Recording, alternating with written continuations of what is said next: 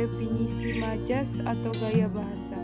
Menurut Kamus Besar Bahasa Indonesia, gaya bahasa atau majas adalah pemanfaatan kekayaan bahasa, pemakaian ragam tertentu untuk memperoleh efek-efek tertentu, keseluruhan ciri bahasa sekelompok penulis sastra dan cara khas dalam menyampaikan pikiran dan perasaan dalam bentuk tulisan atau lisan.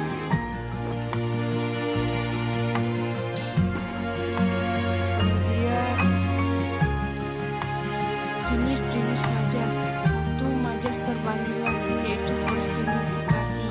Majas yang melukiskan suatu benda dengan memberikan sifat-sifat manusia kepada benda-benda mati, sehingga seolah-olah mempunyai sifat seperti manusia atau benda hidup. Contoh, baru 3 kami berjalan, mobilnya sudah batuk-batuk. Itu kan sifat manusia. Kemudian depersonifikasi. Majas yang menampilkan manusia sebagai binatang, benda-benda alam, atau benda lainnya. Contoh, Hari tokoh partai X tidak disukai karena ia sering menjadi bunglon. Itu kan bunglon termasuk binatang. Selanjutnya, metafora. Majas ini semacam analogi yang membandingkan dua hal secara langsung. Contoh, Raja Siang telah pergi ke peradunya. Kemudian simil, perbandingan dua hal dianggap sama. Contoh, wajah ibu dan anak itu bagaikan pinang dibelah dua. Kemudian alegori, majas perbandingan yang memperlihatkan suatu perbandingan utuh. Contoh, berhati-hatilah dalam mengemudikan bahtera hidup keluargamu, sebab lautan kehidupan ini penuh badai, topan yang ganas, batu karang, dan gelombang yang setiap saat dapat menghancurkanmu.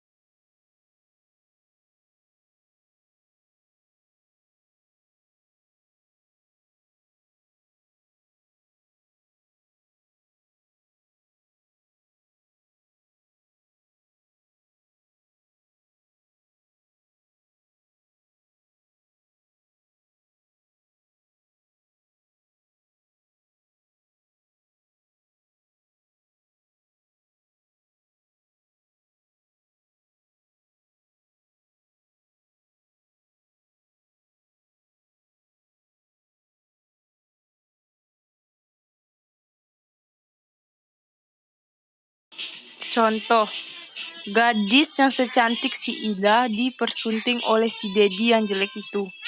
Kemudian paradoks, majas pertengahan yang melukiskan sesuatu seolah-olah bertentangan, padahal maksud sesungguhnya tidak. Contohnya, hatinya sunyi tinggal di kota Jakarta yang ramai. Kemudian okupasi, majas pertentangan yang melukiskan sesuatu dengan bertahan. Contoh, merokok itu merusak kesehatan, akan tetapi si perokok tak dapat menghentikan kebiasaannya. Kemudian kontradiksi internimis, majas yang memperlihatkan sesuatu yang bertentangan dengan apa yang sudah dikatakan sebelumnya. Yang ketiga, majas pertautan, yaitu metonimia. Gaya bahasa yang menggunakan nama barang atau merek dagang sebagai pengganti barang itu sendiri. Contoh, kemarin ia memakai Seknia. Kemudian snack dog dapat dibedakan atas pars pro toko, totem pro parte. Kemudian eufemisme, ungkapan pelembut. Pengungkapan kata-kata yang dipandang tabu atau dirasa kasar dengan kata-kata lain yang lebih pantas dan dianggap halus. Contohnya, Para tunakarya perlu perhatian yang serius dari pemerintah. Kemudian alusi, gaya bahasa yang menunjuk secara tidak langsung ke suatu peristiwa atau tokoh yang telah umum dikenal atau diketahui orang. Contoh, Tugu ini mengenangkan kita kembali ke peristiwa Bandung Selatan. Kemudian elipsis, gaya bahasa yang di dalamnya terdapat penanggalan atau penghilangan salah satu atau beberapa unsur penting dari suatu konstruksi sintaksis.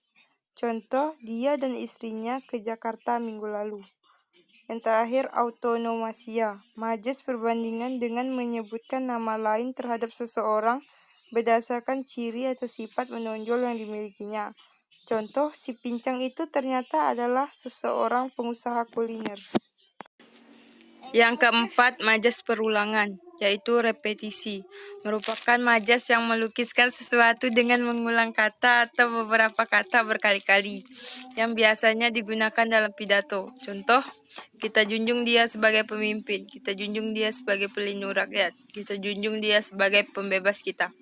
Kemudian, paralelisme, majas seperti repetisi terhadap dipakai dalam puisi. Paralelisme dibagi menjadi anafora, epifora, simplok, mesodiplosis, evanaflesis. Kemudian kiasmus, gaya bahasa yang berisikan perulangan dan sekaligus merupakan inversi atau pembalikan susunan antara dua kata dalam satu kalimat. Contoh, yang kaya merasa dirinya miskin, sedangkan yang miskin mengaku dirinya kaya. Kemudian aliterasi, sejenis majas yang memanfaatkan purwakanti atau pemakaian kata-kata permulaannya sama bunyinya. Contoh, datang dari danau. Kemudian antanaklasis, majas yang mengandung ulangan kata yang sama dengan makna yang berbeda. Contoh, saya selalu membawa buah tangan kepada buah hati saya. Yang kelima, majas sindiran. Yang pertama, ironi, majas yang menyatakan makna yang bertentangan dengan maksud untuk menyindir. Contoh, bersihnya kamar ini, puntung rokok di mana-mana. Kemudian sinisme, majas sindiran yang agak kasar dibandingkan dengan majas ironi. Contoh, dengan sifatmu yang malas berusaha, semoga kamu mendapatkan pekerjaan yang bagus. Yang ketiga, sarkasme, majas sindiran yang paling kasar dibandingkan majas ironi dan sinisme. Contohnya, otakmu itu memang sudah bukan otak manusia lagi, otakmu sudah menjadi otak udang. Dan yang terakhir, majas penegasan, yaitu pleonasme, yaitu majas yang menggunakan kata-kata yang sebenarnya tidak perlu dikatakan lagi karena arti kata tersebut sudah terkandung dalam kata yang diterangkan. Contoh, salju sudah mulai turun ke bawah.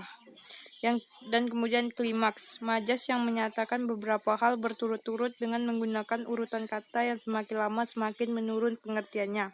Contoh, semua usia anak-anak, remaja, dewasa, dan orang tua memenuhi arena pasar malam itu.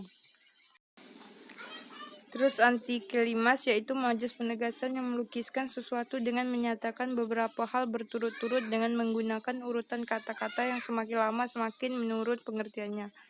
Contoh, jangankan 1.000, 100 rupiah pun tak ada. Kemudian retoris, majas penegasan dengan menggunakan kalimat tanpa yang jawabannya sudah diketahui. Contohnya, mana mungkin orang mati hidup kembali. Mungkin sekian dari saya. Maaf kalau ada kekurangan yang saya sampaikan. Atas perhatiannya, terima kasih. Assalamualaikum warahmatullahi wabarakatuh.